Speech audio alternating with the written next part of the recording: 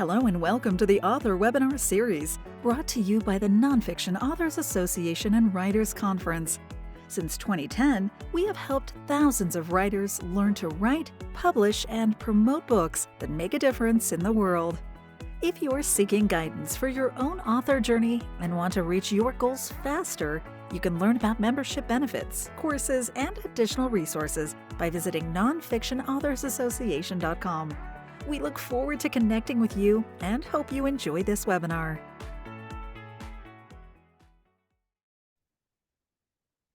Hey everyone, welcome to another free webinar from the Nonfiction Authors Association. I am Stephanie Chandler, CEO of the Nonfiction Authors Association and fellow author. Having written 11 books, I've been published traditionally, I've been published as a self-published author with hybrid. I know all the angles, and so my goal is to just help you be informed on strategies for writing and publishing your books and maybe avoid some of the mistakes that many of us make, myself included. I've certainly made my share of mistakes over the years, so hopefully I can help you avoid that. We're going to go through a lot of material today. For those of you attending live, I absolutely want to take your questions. I will stay as long as it takes. So if you have questions, please pop them in the Q&A box. You can use chat to talk amongst yourselves, but in the Q&A box, it helps me easily locate your questions when I get done going through the content today. So please put them in the Q&A. Otherwise, it's hard for me to fish them out of that chat box.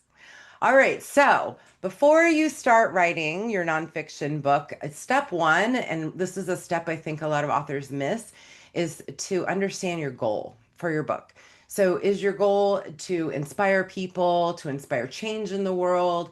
Are you using your book to get speaking engagements? Is it a tool maybe to attract clients to your coaching or consulting business? Are you working on establishing thought leadership? Maybe it's a lifelong dream and you just really feel called to tell your story. All of these are legitimate reasons to write a book, and it may be a combination of these things. But knowing and being clear about your goals can also help dictate the whole process for writing and publishing the book.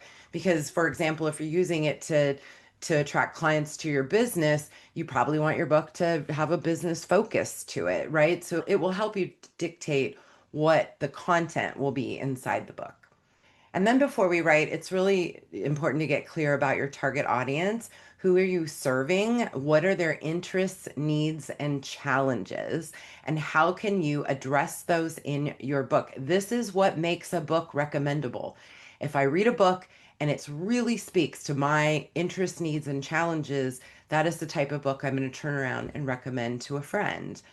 I also am a huge believer in carving out a niche for yourself. This is my buddy Carl Polachek.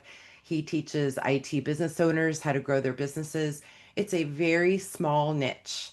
And because of that, he has built a solid business, has published many books, courses, programs for people who own IT companies, and has built a lifelong career around this. So niches are powerful. This is Jenny Levine Fink.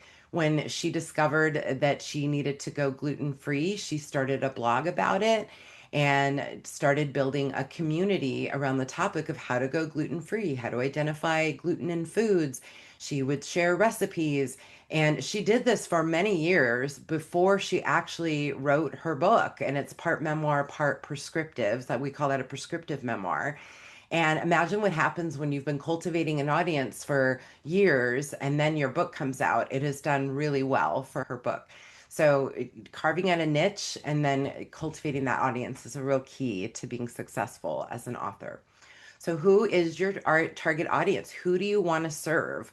And what challenges can you solve for them? That is the key, especially with nonfiction. What challenges can you solve for them? For those of you writing narrative nonfiction, memoir, how can I relate to your story in some way? So what is it about? That can help you narrow the target audience. Maybe your memoir is largely about living with an illness like MS, for example. So you probably want to think about your target audience. Maybe they're people who are newly diagnosed, or maybe they're the caregivers. But it's not necessarily meant for everyone, even though we'd love everyone to read our books. but you want to get really clear about who is that audience and how can they identify with your narrative story. And then we want to look at competing books, what's already out there in your genre, so that you can identify what exists and how you're going to make your book stand out. So, what would I type in to find a book like yours? In this example, I searched for memoir about divorce, and these are the books that came up. So, if your memoir is about going through a divorce, that is how you're going to find your competition and see what are their books about. Is it about going through divorce in your 20s? Is it about going through a divorce in your 60s? Is it about going through a divorce when you have small children? Maybe it's going through a divorce when your kids are off to college. I mean, all of those scenarios happen. And if you're really clear about that, helps you carve out the audience and connect with your readers. So then we want to figure out what are the opportunities, what's missing in your space. So for those of you writing prescriptive, what doesn't yet exist? What hole can you fill? Or for the books that are in your space, how is yours going to be different or better? And we do that by looking at the competition and seeing what it is that they cover and what did they not cover. Your title matters. Titles really are so essential to successful books. And I would bet you've heard all of these books before, How to Win Friends and Influence People. Maybe you haven't heard of Ianla Van Zant's book, but I thought Peace from Broken Pieces is such a lovely title. So your title is really important. And I always think of titles as being really hard. So don't be frustrated. Don't worry if you're frustrated because this is normal and it evolves with time as you're writing. If you're writing prescriptive, your title should have a promise to the reader. How is this book going to change their lives in some way? Make your bed, little things that can change your life and maybe the world. That's a big promise. The E-Myth Revisited, why most small businesses don't work and what to do about it. So you're giving a promise of how this book is going to transform the reader in some way. If you haven't read Burnout by Emily Nagoski, even if you don't experience burnout, it is such a great book. The Secret to Unlocking the Stress Cycle. So promise, you're going to unlock your stress cycle when you read this book. For those of you writing narrative, you want to capture your target reader. You want it to speak to your target audience. Stephanie Foo's book, which was a wonderful read, What My Bones Know, and the subtitle is A Memoir of Healing from Complex Trauma. That identifies her audience. So it's anyone who's experienced complex trauma. That's a large audience, by the way. So getting clear and speaking to your target audience, What My Bones Know by itself, it's compelling, but it doesn't really tell you much. Is it about bone cancer? Is it, about broken bones? So she made it really clear who her target audience is so that the readers can identify. That's what memoir readers want to do, is either identify with the story or be fully entertained by the story. So this book, Funny Farm, My Unexpected Life with 600 Rescue Animals, that's not going to be read by someone who doesn't care for animals, right? But for those of us who love animals, that sounds like a really fun read and it's entertaining. So here's a great story. Tim Ferriss, when he wrote his 4 Hour Work Week book, he ran a test on his top three titles he had chosen. One was Broadband and White Sand. The second one was Millionaire Chameleon. And the third one was The 4 Hour Work Week. What he did was ran Google ads on all three titles to see which one got the most clicks. And by far, it was The 4 Hour Work Week. So he knew that was his winning title. And you can do this by putting out a poll on your social media, right? And reaching out to people and asking them to vote because you're probably going to have multiple titles to choose from. So, what we call this when we're writing a book is our working title. You're going to come up with a tentative title that may change, and that's okay. That's how most of us do it. I can go through dozens of titles before I land on a final title, and it often comes to me when I'm doing something mindless. I wrote a book called Own Your Niche, and I remember the moment that title came to me. I was literally just standing in line at Starbucks. I was zoned out standing in line at Starbucks, and all of a sudden my brain heard Own Your Niche. And so that's the beauty of titles when you're kind of thinking about it and letting it simmer. the perfect title can rise to the top. I often find that it's in the manuscript. So your book title might be part of a chapter title. It might be a turn of phrase that's in your book. So don't get too discouraged. That title will come to you by the time it's time to publish. And just to know about book titles, you cannot copyright a book title, which means that book titles can be repurposed by other people. You can't prevent someone from using your book title and you can use someone else's title as long as it doesn't have a trademark. So a trademark is a different situation. You can trademark a book title if it's part of a series, like Chicken Soup for the Soul or Rich Dad Poor Dad. If it's part of a series, you can trademark and prevent anyone else from using it, or if it's your business name. So if your business name is going to be the same as the title of your book, that's how you can register a trademark and prevent anyone from using it. So before you write your book, I recommend that your step one is to write a book description. Get really clear about what the book is going to be about and how you're going to explain that to readers in 2 or 3 paragraphs. So you're going to articulate your benefits to the readers for the prescriptive. How are you addressing their interests, needs, and challenges? And what makes your book stand out? What are the key benefits to the reader? Very important to capture this in your book description. And I also find this just really helps me get in the mindset of what the narrow focus of the book should be. And then for narrative, you're going to demonstrate storytelling. So you're going to talk about, growing up on a Kentucky farm and how whatever life was like growing up with parents of addiction or whatever your story is, you're going to tell that in the book jacket copy in just a really lyrical and compelling way. If you struggle to write your book jacket, there's no shame in that. There are copywriters you can hire to help you with that. But bottom line is that really makes or break a decision for a reader to pick up a book.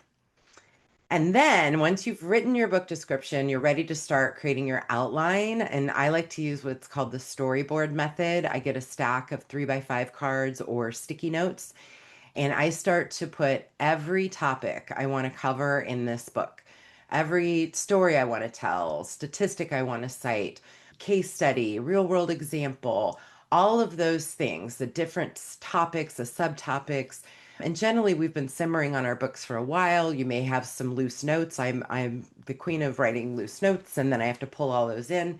So you get each one on an individual card. So you have a pretty good stack of cards. And this exercise may take you several days. But once you have a good sized stack of cards, then you can start laying them out and putting them in a logical order. So I like to sit on the floor in my living room and I create headlines on a card, chapter 1, 2, 3, 4, and then I start putting the cards in a logical order, and those form my chapters. And it's a really great visual representation because you might do this and see chapter 3 is really long and chapter 5 is really short. So you might do some adjusting. You might need to expand the content. Maybe you need to pull some out or create a separate chapter. So the visual way of organizing I find really helpful. And then once you have all your chapters pretty much similar in length and it feels like it flows nicely, then you transfer that to your outline and you work from there. So I've used this process for 20 plus years. I use it not only for writing books, but for creating course outlines, creating presentation outlines. It's a process that has never failed me, and I hope you give it a try. All right, so once you've got your outline, you want to start writing that book. Look, we are all busy. I get it. Trust me, writing is very low on my priority list most days. So I completely understand the challenge of carving out that time. But if you really want to make it happen, we've got to schedule it in your calendar like it's an appointment, right? Or maybe you get up early, or you stay up late, or you skip watching the morning news, or don't tell me to turn off Dateline. That's a priority in my life, but I could skip the evening news or whatever it is. So, how can you squeeze in the time to make writing a priority? I like to write with a muse in mind. So I'm often thinking of someone, it's often like a member of our community or someone that's in one of my courses that I'm telling the narrative to. So that helps me focus on, oh, I know what she's struggling with. I can write to her. We want to keep it conversational. And then my advice is don't focus so much on writing for word count. You're not trying to hit some giant goal, you write what needs to be said and go from there. If it ends up being really long, you will edit it back later. If it ends up being too short, you can expand on it later. So write what needs to be said. And then with that in mind, you do want to set weekly writing goals of at least aiming for a word count so that you're maintaining your productivity. 1,000 words is about 3 typed pages. And to me, that's a very doable amount of writing. So if you set a goal to write 3 pages a day for 5 days a week for 12 weeks, you'd have a 60,000 word first draft. And if you did that 3 times a week for 12 weeks, you'd have 36,000 words.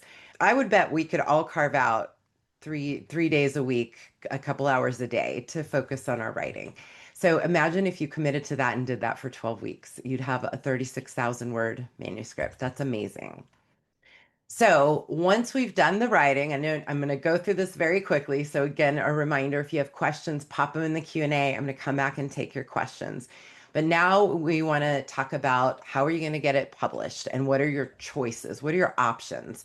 So there's really 3 primary options: traditional publishing, landing a book deal; self-publishing, the nitty-gritty step-by-step publishing; and then hybrid publishing is where you hire a reputable firm to produce your book for you. You're still self-publishing, but they're doing all the heavy lifting.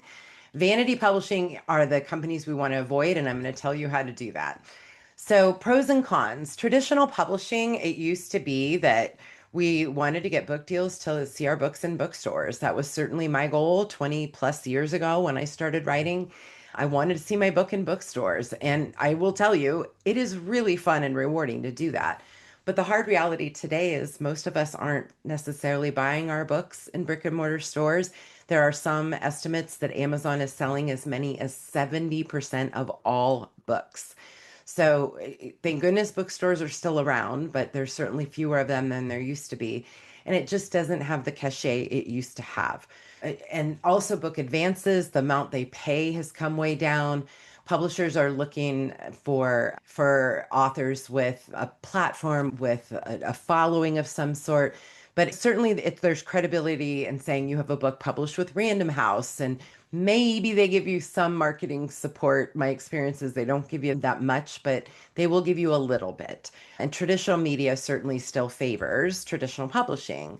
Downside is low earnings. On average, traditionally published authors earn around $1 a book.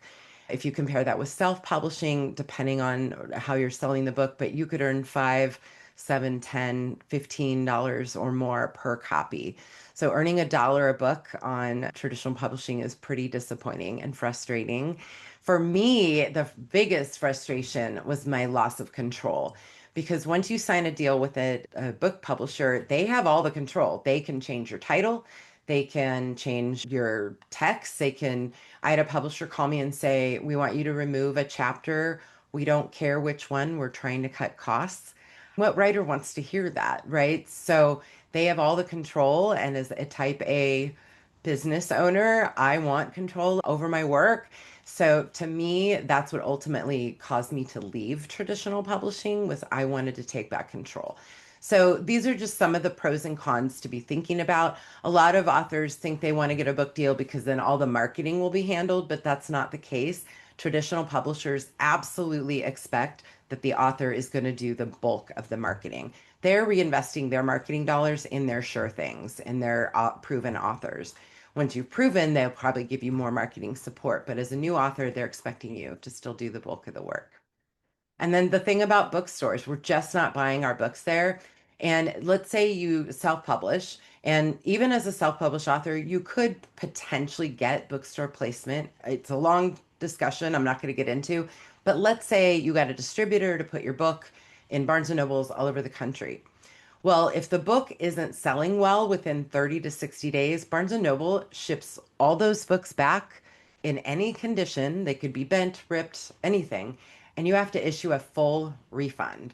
So, bookstore placement, even if you're talking to maybe a hybrid firm that says, "Oh, we're going to get you bookstore placement," it may end up costing you a ton of money to accept those returns and a bunch of damaged books. So, just keep that in mind. For self-publishing, the pros are that we maintain full control over our work. It's pretty easy to do. There's a lot of steps.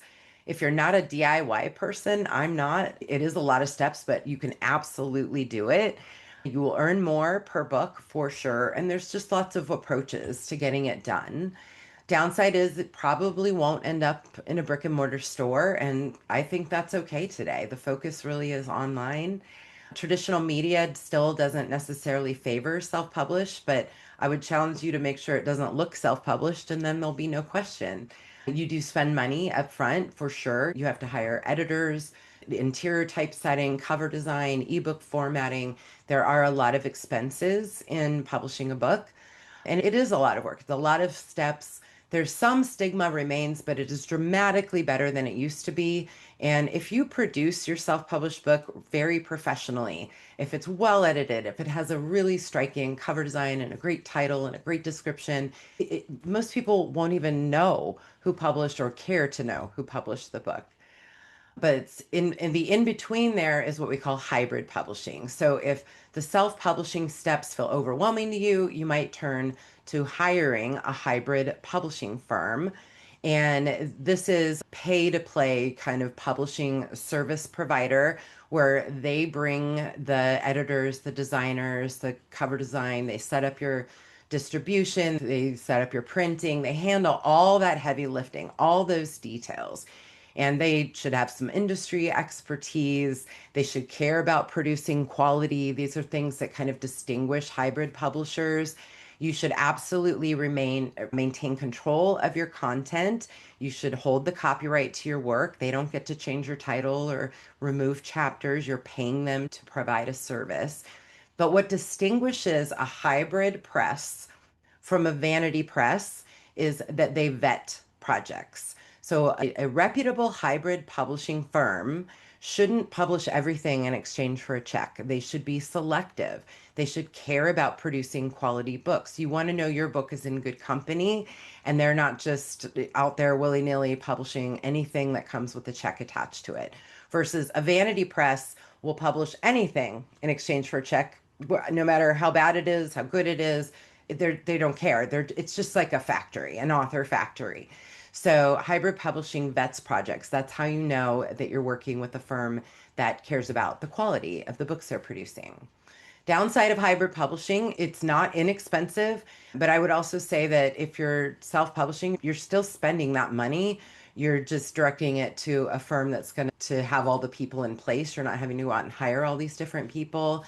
I see prices, generally the most reputable ones range from ten to $50,000, maybe eight or 9,000 on a few of them, but for the most part, that is the range that people are paying for hybrid publishing. The hybrid publisher will take some percentage of your sale. It shouldn't be really high. If it is, that's a concern. You should be earning the bulk of the profit.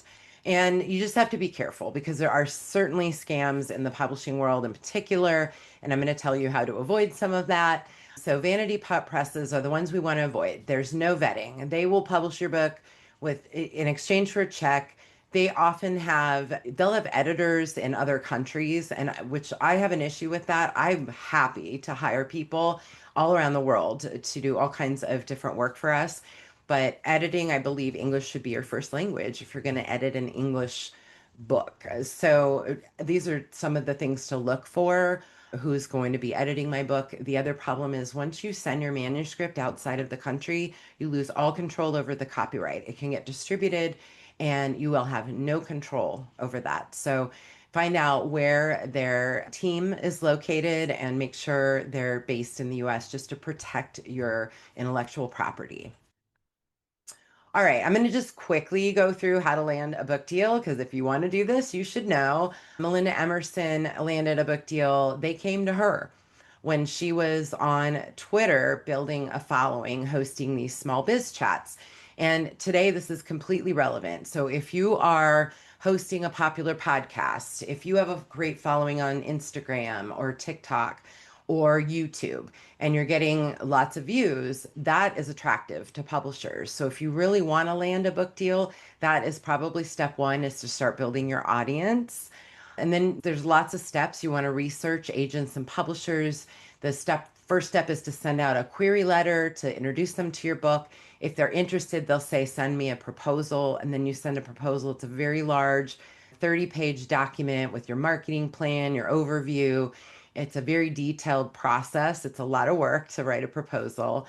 And then it takes patience. Generally, writers will send tons and tons of pitches and proposals and get lots of no's before they get a yes. I think Chicken Soup for the Soul was rejected over 80 times. So if you really want to do this, stick with it. Why do you need an agent? Well, the literary agents have direct access to the big publishers. You can't go pitch your book directly to Random House. That has to be done through an agent. So that's one big benefit, is that they have those higher up contacts. They also know what can be negotiated. They know how to get better terms for your book deal. I landed my own book deal the first time by myself, and when I got that contract, I will tell you, like, my brain scrambled. It was like 20 pages long, and it was so overwhelming. I didn't know what I was asking for. I ended up having to hire a literary attorney to help me go through it. So that is one of the big benefits, is the agents know what can be negotiated, what you should be asking for. They really earn their cut of the pie. And then there's small and mid-sized presses. So though you can't go pitch your book to Random House directly, you can pitch your book to small and mid-sized presses. So oftentimes they have acquisitions editors actively looking for projects, and they have submission guidelines right on their websites. And smaller presses have more to lose. They might be more invested in your book's success. They might have some very creative or innovative marketing strategies. And especially if you're writing a niche book, maybe you're writing on mental health or wellness or business or academics, all of those, there are plenty of small and mid-sized presses that you could potentially pitch to. But what they're going to want to see from you with a memoir, they want to see the full manuscripts. You have to have that completely done and edited. You want it to represent you the best it can be to really reel them in. With a prescriptive nonfiction book, they're going to want to see your table of contents and typically the first 2 or 3 chapters. They want to see that you can write, it's coherent, all those things. They don't necessarily need to see the whole manuscript. And in fact, if you haven't even finished writing the whole manuscript, that is okay, because part of your negotiation would be allowing you time to finish the writing. They're looking for a unique idea that's different than what's already out there. And for the most part, I would say 90% are looking for a platform. There are exceptions, but they're looking for you to bring the audience to them. A platform means you have a following somewhere. You have 10,000 email subscribers or Instagram followers, or you're getting lots of views of your podcast or your video. And they're looking for good writing, of course. But these smaller presses are definitely more open to those niche books, and they can really take good care of you potentially. How do you find them? Go to Amazon and look at those competing books and see who's publishing them, and then go to the publishers' websites. Let's say you're writing about Alcoholics Anonymous, you're writing about recovery programs. You can go look for those books on Amazon, see what publishers are producing them, and then go look for their submission guidelines. For a book proposal, which is part of what you're going to send if a publisher or an agent expresses interest, that is that big 20, 30-page document that's got an overview of your book. You do a market analysis. What are the opportunities? How big is the audience? You're going to do a competitive analysis looking at similar titles. What makes yours different or better? They really like that marketing plan. Many agents have told me that's almost the first place they go to, is to look at your marketing plan. And that's going to tell them, how big is your audience? What are you going to do to promote that book? Then they're looking for your chapter outline and your sample chapters. A great book on this topic is called How to Write a Book Proposal by Michael Larson and Jody Ryan. And some of you may be familiar with Mike Larson. He's a very active member of our community, a wonderful retired literary agent. So it's called How to Write a Book Proposal. It's been the industry standard for many years, and I highly recommend it. Other places to find agents and publishers, there's the Association of Author Representatives. You can search their database by genre, Publishers Marketplace, Query Tracker, Duotrope. Writers Market puts out these books. And then, really, I think one of the best ways is to meet agents at conferences. If you go to writers' conferences and get a chance to pitch agents, do it because even if you're not ready when you do the pitch, not fully ready, you establish a relationship and you can go back to that agent in a year or two or three. I did that exact thing when I started as a writer. Now, if you decide to self-publish, let's just quickly, I'm going to quickly go through these steps. I am going to provide you guys with these slides and the recording. So you'll have all this information in case you're furiously trying to write notes. But let's just quickly go through self-publishing. First of all, this is Bill Ty, a writer buddy of mine. And when he retired as a fire captain, he decided his retirement hobby would be writing books on wildland firefighting. He just wanted to do it for fun. He actually taught himself how to do interior design. He did these beautiful full color hardcover textbooks on wildland firefighting and never really anticipated how they would take off. It's a niche topic. It's not heavily covered. He ended up turning his little retirement hobby into a six-figure annual business as a self-published author. He established his own publishing company. And for years, he had publishers wanting to buy his books out from him. And he said, "No, I'm having too much fun. No, thank you." And he turned them away for more than 10 years. And then finally, he decided, okay, I'm really going to retire. And he was able to sell them so that the legacy lives on. So that's just one perspective on what's possible with self-publishing. Make sure before you share your manuscript, you register it at copyright.gov. That gives you legal protection over the copyright of your content. I think that costs 35 bucks. It's money well spent. You're going to have to get a bunch of stuff. You need to get ISBNs. You need to figure out your BISAC codes. This is nitty gritty stuff. We're not going to spend a lot of time in. I just want you to know how many steps there are.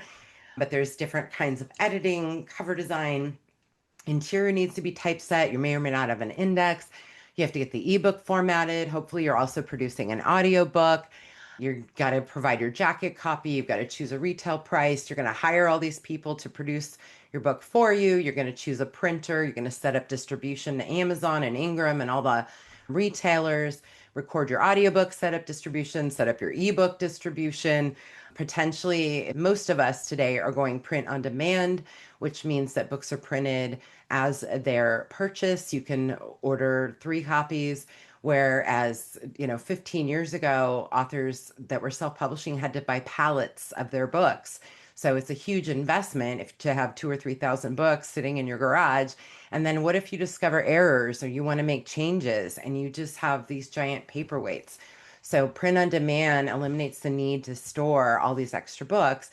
They cost a little bit more, but the cost to me is very well worth it. And then if you're printing in color, you might print overseas. There's so many nitty-gritty details here, but print on demand is easy, it's inexpensive. You don't have to spend thousands of dollars to buy a pallet of books. You're just buying the books that you need. And there's volume discounts available, so if you do need to buy them in bulk, that's still possible. Downside of print on demand, excuse me, is there's not a lot of print sizes, but they have all the standards. You can do 5 by 8 or 6 by 9 or 8.5 by 11. If you're looking to do something funky or kind of different, that's not going to be an option because they're coming off kind of standard printers that are doing the same thing every day. They don't have a ton of paper choices, but they have the standards. Full color printing is expensive, whether print on demand or not. Most authors who are publishing larger books in full color, and I'm talking about 100 pages or more, may want to look to printing overseas. It's much less expensive. So color printing kind of has its own caveats. But I would say today the most popular print on demand book service providers are KDP, which is owned by Amazon, Ingram Spark, and then Lulu, which is also useful if you just want to print a few copies. So each of these has their own pros and cons. I could go on a long tangent about KDP and being forced to publish with them through Amazon's monopolistic practices. I won't go on that tangent today, but we have lots of content on this on our blog, so there's more information available to you. And then you're going to want to get your ebook distributed. We're currently recommending Draft to Digital plus KDP for your ebook distribution. And then audiobooks are the fastest growing part of the publishing industry today. They're just gaining popularity. Most books today should be in audio format, and you can self-publish an audiobook and distribute it. There are two primary service providers. ACX is owned by Amazon. I'm not a fan and I'm not recommending it because it's completely Amazon centric versus voicesbyinaudio.com, which previously was known as, oh gosh, you guys, sorry, I'm getting over this cold and I'm having a brain fart. Anyway, it is not owned by Amazon. So Voices by an Audio acquired the previous service, and they are now a great option because you can get your audiobook distributed directly to Amazon and Apple Books and Barnes and Noble and all the other audiobook distributors or retailers. So, mistakes to avoid when self publishing. I see this way too often. Lack of editing, cover design that wasn't done by an actual cover designer is very obvious. Funky typesetting. So, pricing issues. You don't want to overprice or underprice your book. So, there's lots of key decisions to make. So if this overwhelmed you, and like me, because I find all of that very overwhelming, hybrid publishing is probably a better option for you where you hire a firm to do it for you. Just make sure you do your research, ask a ton of questions. Again, you're going to get these slides, but you want to find out how long have they been in business? Where is their team located? How will my books be distributed? Who sets the price? Mark Paul is a self-published author through, I will say, Authority Publishing, my service. I've owned that since 2008. He's just hit 60,000 copies of his book, The Greatest Gambling Story Ever Told. So self-publishing, you can absolutely be successful. It's been optioned for film, great things have happened, and it's a self-published book through a hybrid publisher. If you are going to seek hybrid publishing services, please check us out over at authoritypublishing.com. So, bring this all home for you. How do you choose your path?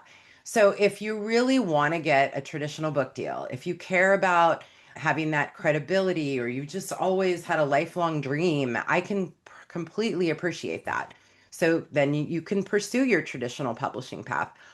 The thing to keep in mind is that this takes time. And so, what I typically recommend is that you give yourself a timeline, maybe 6 months to a year. And if you haven't landed a book deal by then, move to plan B, which would be self publishing or hybrid publishing. Because I've seen authors get stuck at chasing a traditional book deal for years. And what if you miss that window? What if you never get your book out? So, I'd rather see you put a time limit on it and then move on if it doesn't happen. If you have a niche topic or you have a smaller platform, but you're writing Christian nonfiction or you're writing about mental health or fitness, any of those things could potentially be of interest to a smaller mid-sized press. So look those up and look up their submission guidelines. They will tell you exactly how to send them a pitch for your book. If you're in a hurry, if you really want to do it yourself and DIY doesn't freak you out, self-publishing is the way to go. You do spend money up front. There are ways you can cut costs, like maybe you do some bartering, something like that. To do it right, you really do need to invest. I'm such a fan of editors. I am not an editor. My own manuscripts go through multiple rounds of editing. So those are some of the things you're going to invest in to make sure your book is the best it can be. And then if you don't like the DIY and you have some budget, reputable hybrid press is a great option for you. Sorry, guys, this cold. And another option is to hire a book coach. So if you do want to self-publish, but you're still feeling a little overwhelmed, there are plenty of folks out there who will walk you through the process, kind of shepherd you through the publishing process. We maintain a list of those on nonfictionauthorsassociation.com. You can find them under recommended resources. And really, it's a different choice for everyone. There's no one right answer. It's whatever meets your needs and goals. All right. I know I flew through a lot of information in a short time. I would love to take your questions. So if you have questions for me, please pop them in the Q&A. I can't fish them out of the chat, so please put them in the Q&A and I will take them. And before we do that, please just give me 2 minutes to tell you about my course that's starting next week. I'd love for you to consider joining us. It's a 12-week course on writing your nonfiction book. We have a cohort. We do this twice a year. It is so much fun. I love teaching this. And we do this live over Zoom. We start on December 11th, and we basically cover a ton of ground. So as soon as you register, you get one pre-recorded lesson. It's the establishing the foundation before you write. That's talking about target audience, getting clear about differentiating your book, all of those things. And then on our first class meeting, we talk about the fundamentals. We get into identifying your keywords, brainstorming titles, and how to go about writing a book description. Then the following week, we talk about planning out your manuscript elements, what stories, what statistics, what details, and create an outline for your book. Then we have 2 weeks off for the holiday break, but that's writing time. Most of us are going to have some amount of time off work, so maybe you can carve out some time as well. And then when we come back, we have a lecture on editing options and beta readers. And by the way, every time we're getting together, we are interacting, we're doing check ins, we're brainstorming with students, helping them refine their titles, their ideas. We're doing accountability check ins, no pressure. We're all setting goals for writing each week. You may or may not hit your goals. That is okay. No shame. Last time I didn't meet all my own goals on the last class, but I did my best, and that's all we ask. So then we'll cover editing and beta readers, so you know what to expect. Then we have a week off. Then we get into greater depth on the traditional publishing conversation. We go through a sample book proposal and query letters. And then we have another writing week. And then we dive really deep into self publishing and hybrid publishing, what you need to know about that. Another writing week. And then we do a book marketing basics so that you have a foundation to plan for your marketing. And then by the end of the course in February, we do a final class, a big share of what we've accomplished. We celebrate. It is so much fun. It's so rewarding. Not everyone will finish a manuscript in 12 weeks, and that is okay, but many do. And it's really exciting. And then we do a reunion about 6 months later to see where everyone is. And it's so fun to celebrate the books that have been published or that are in the process of being published. So if you really want to write a book in 2026, please consider joining us. This is so much fun. We attract great professionals to our groups, and I think you would value it greatly. It helps me stay motivated. I am committing to do it with the students this time. So I am going to be carving out writing time every week. Members of the association, the class is 668. Non-members, it's 997. You can add membership when you register and get the member rate. And then we do have a 3-pay option. There's a bunch of bonus materials that come with it, and that first lesson is in there as well. And then if you do register today, or if you're already registered for the course, you can choose a bonus. We will mail you, if you're in the US, we will mail you either the nonfiction book publishing plan or the nonfiction book marketing and launch plan, your choice. But I'd love to send that to you. I will personally sign it and mail it. So if you are registering for the course today or you're already registered, send an email to the service at nonfictionauthorsAssociation.com with your mailing address and let them know which book you would like. And you can get to this from nonfictionwritingcourse.com. We'll redirect you to the site, or just go to Nonfiction Authors Association and you'll find it under courses. But I would sure love to have you there. I love teaching. I don't know if you can tell from the webinars how much I enjoy this, but this is a really fun class. I love the interaction and that we build relationships throughout the program. All right, let's take some questions. Thank you for that. That was a lot of information, I know. Oh, and I'm just happening to see, oh, hey, Stacy's coming back to the course. So that's another thing. Several of our students, thank you for coming back, have taken this writing course before and are coming back, which is so fun. I love that because the accountability and the support is just, you can't do that by yourself, right? Okay, so put your questions in the Q&A. I'm going to start with Mindy. My nonfiction book is about the training system I developed as a professional running coach while building a business training thousands of marathoners in New York City. A very rare career indeed. I want to use it to keep building my business, but I had started my memoir before the career book. However, the two work hand in hand because my memoir is a lot about my career and business. What are your thoughts to join the two in one book? That's an interesting question. Are they both published? I guess is my question. I think it sounds to me like you have two very distinctly different topics. So you have one that's a training process that is very much a prescriptive book, and then you have the other that's your memoir. I think they both target mostly the same audience. I don't know that I see a benefit in combining them. I think it's great to have more than one book. And in fact, statistically, the more books you write, the more books you sell, because each time you release a new book, your backlist, your previous books sell more copies. So I don't see a reason to combine them unless there's more I should know about that, Mindy. But thanks for asking. LaShonda says, if you receive a rejection letter from a publisher, can you revise proposal and resubmit to that same publisher? What are the guidelines for doing that? I mean, you certainly can resubmit, and sometimes they say, if you do this or you go build a platform, resubmit, I'm interested. There's nothing wrong with following up, LaShonda. So I would say let them know that you previously sent them a pitch. They express these concerns. You've addressed those concerns. You're resubmitting. That actually might put you to the top of the interest pile because you've listened to that feedback. So I would say go for it. Dinah says, is Lulu considered a hybrid publisher? No, Lulu's a book printer. So publishers and printers are different, and it's very confusing. This industry is very confusing, but Lulu is a book printer. Publishers contract with printers to produce the physical books.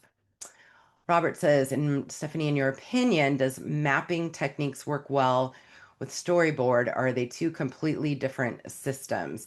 Robert, I am not deep into that brain mapping stuff. I think they're similar, but I really can't speak to that as an expert in either of them. I just have always used the storyboard method. I have used mind mapping software in a similar way, but I'm so tactical and so for me, the index cards continue to work. How do you find a legit hybrid publisher, Sherry? So there's a bunch of questions in the slides that you can use to vet them. We have recommended resources under at the Nonfiction Authors Association. Ask around, ask in our community. I can tell you who to avoid. I will say the list of ones I can confidently recommend is pretty small. So you just want to be really careful about who you choose and do your due diligence. Talk to past clients. Just search Google for the word scam plus that publishing company name for the publishing company plus reviews and just do your homework. Cindy, is there a reason for different colored storyboard note cards? Nope. I just thought the color added something to the image. I use plain old white note cards. Why produce an audiobook when it often costs more than it earns back? So, Evelyn, that's a fair question. Honestly, producing your print book probably costs more than you will earn back statistically. So that is a question of, do you want to reach more readers?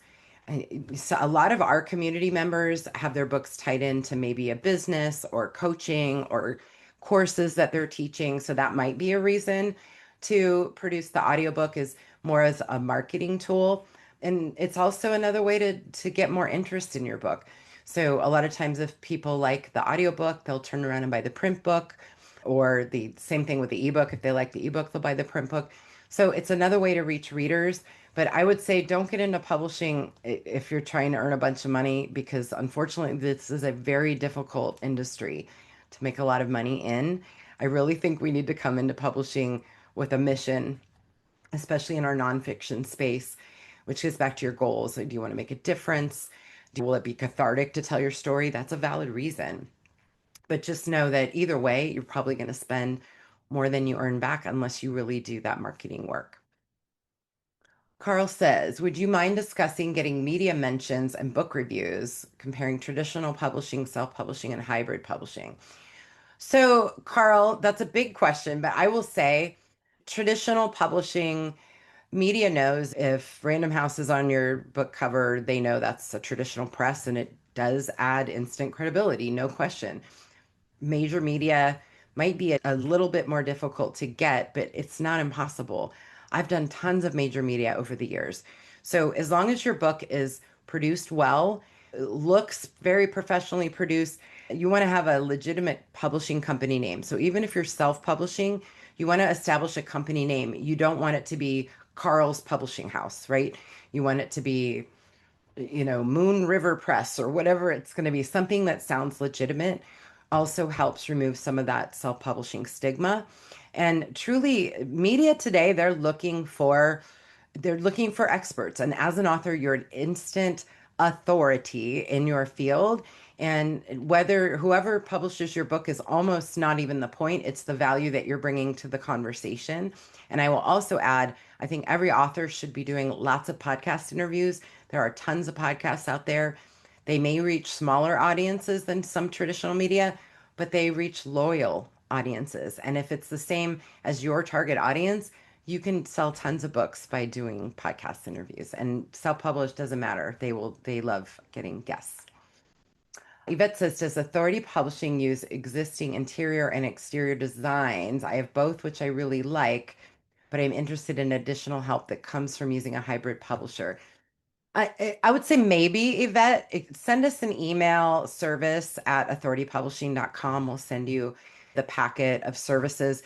We generally don't like to use other company files, and we need to see that you have permission, but we could talk about that. So go ahead and reach out and we'll see.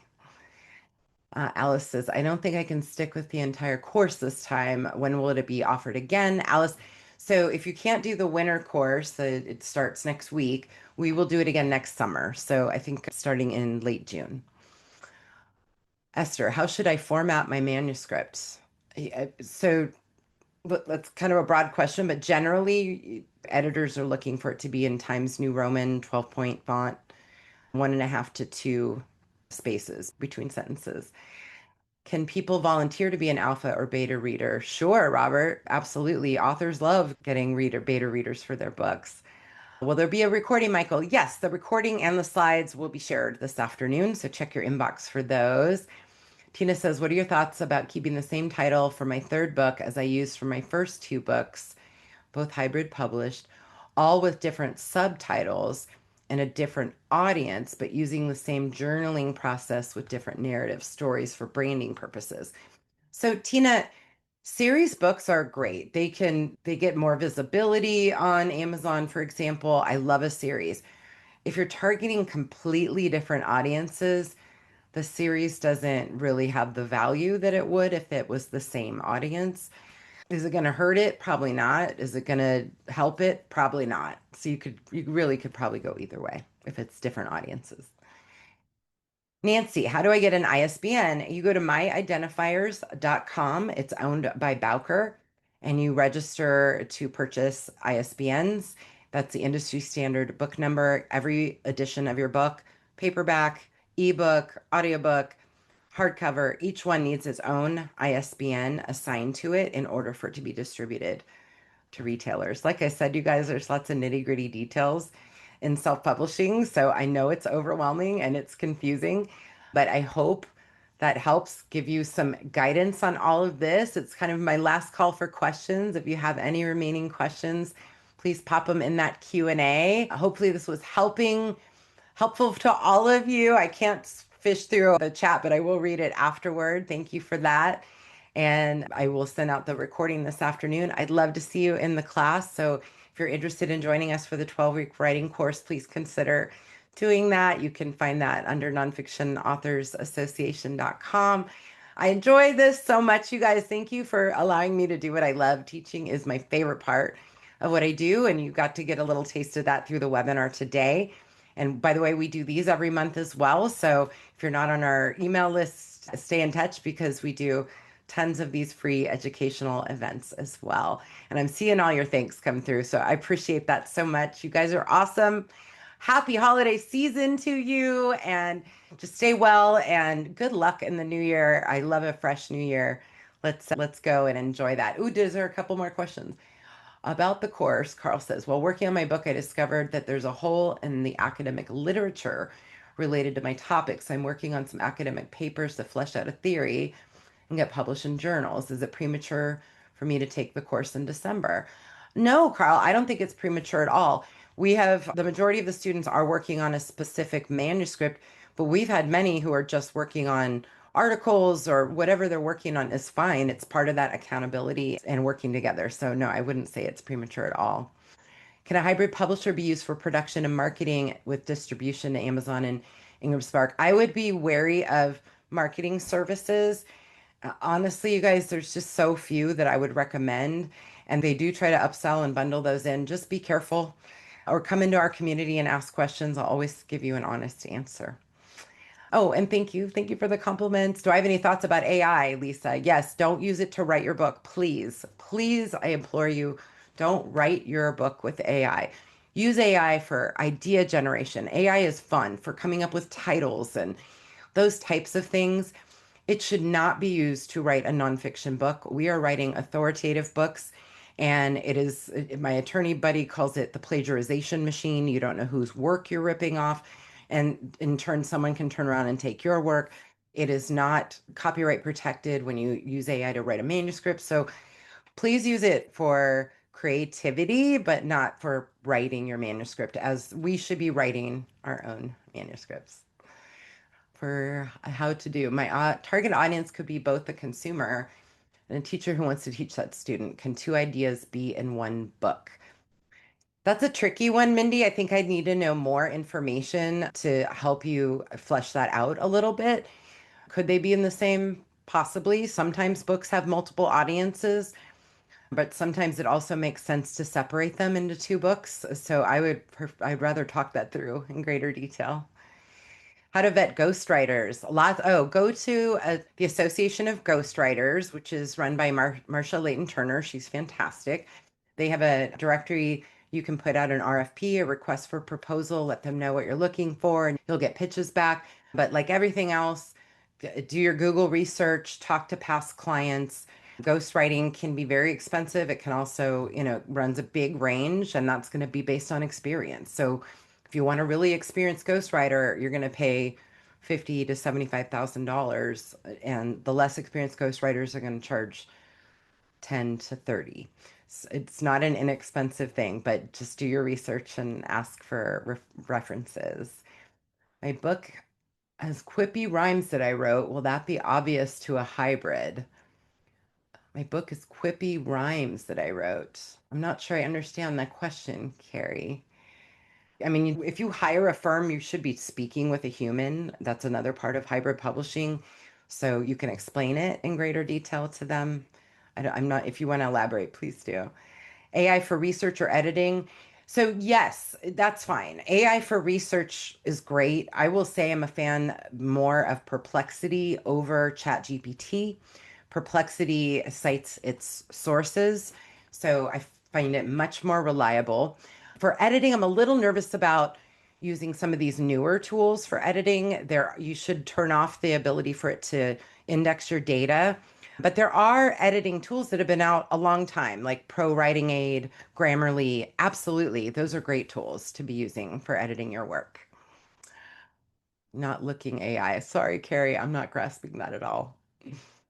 All right, you guys, I know we're over time. Thank you for being here with me. Happy holidays. You'll see the recording and the slides in your inbox shortly. Have a great rest of your year, and I hope to see you again soon. Take care, everybody.